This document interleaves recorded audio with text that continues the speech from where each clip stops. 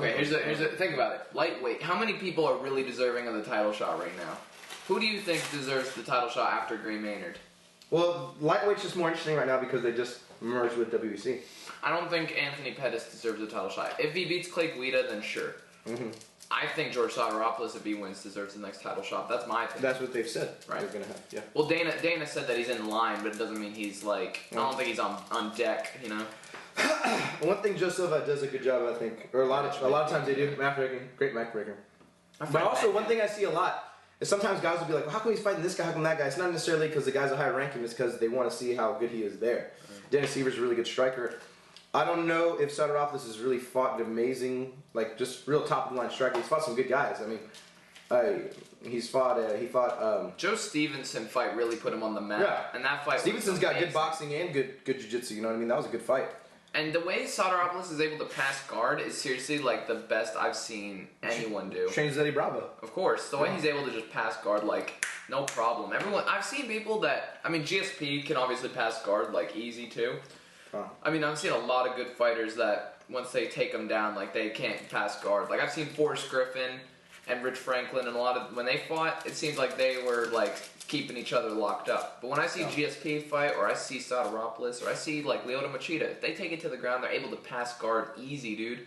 That's one thing I do like about Sotiropoulos is he makes it interesting, and also the way he sets up his moves are out of the ordinary. They're not like a normal like this piece to this piece makes this, you know, like he does it kind of in a weird way, you know, unorthodox kind of. Well, that's why I'm really excited for that fight.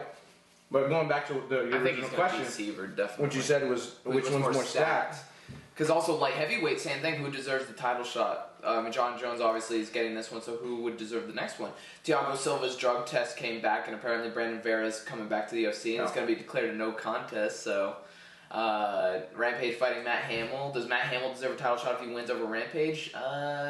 Maybe. Matt Hamill's been really good. His only loss was to Rich for a while, Rich Franklin. Yeah. Well, John Jones. Well, yeah, that's a win, but that's not a real win. He had already hurt his shoulder in that fight. He wasn't going to be able to continue even if he hadn't thrown those elbows. Yeah, heck yeah. I think things have gotten really interesting with the acquisition of WEC, dude, and a lot of guys are going to get cut for losses, but I think we're going to see how some of these other guys stack, man. I mean, what's his face? Smooth Henderson, dude. He's scheduled to fight. Yes, yeah, I love Ben Henderson. Who's he fighting? Some dude. He's the guy who submitted. He submitted that guy they call. He submitted that guy that was calling out Sotiropoulos. Bocek. Yes. Bocek. Yes.